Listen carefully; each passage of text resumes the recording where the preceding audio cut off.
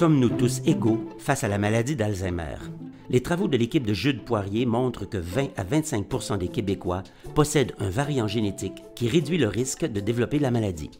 Notre travail récent de cette année prend racine dans les années 90, à l'époque où nous avions découvert un gène, un facteur de risque, donc qui augmente de façon très significative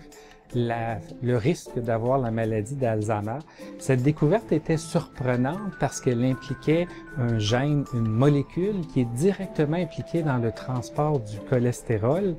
et son utilisation par le cerveau. Donc, c'est bien dans ce contexte-là où on a décidé, il y a quelques années, d'examiner systématiquement tous les gènes impliqués d'une façon ou d'une autre dans la biologie du cholestérol, de façon non pas à identifier de nouveaux facteurs de risque, donc qui augmentent les chances que vous ayez la maladie d'Alzheimer, mais plutôt on est parti à la recherche de variations génétiques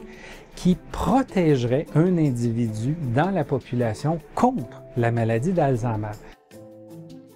On a chassé littéralement toute une série de gènes pour finalement découvrir dans un gène bien particulier une petite variation qu'on retrouve chez à peu près 20 à 25% des Québécois et je vous dirais même des Nord-Américains, variation qui vous protège naturellement contre la maladie d'Alzheimer.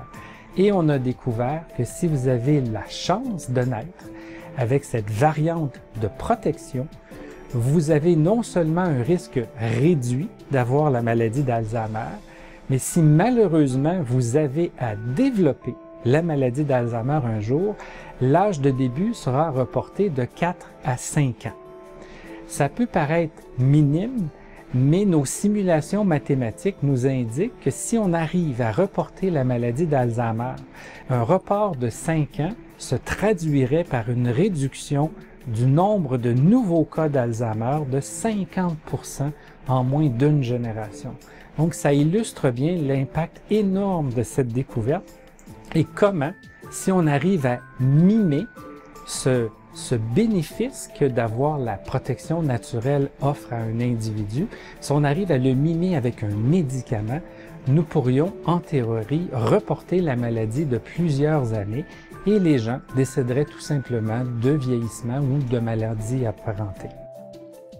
Pour nous, c'est un peu la consécration de notre beau travail des 25 dernières années et on espère cette fois-ci pouvoir atteindre l'étape du médicament et de pouvoir influencer sur la maladie à proprement parler.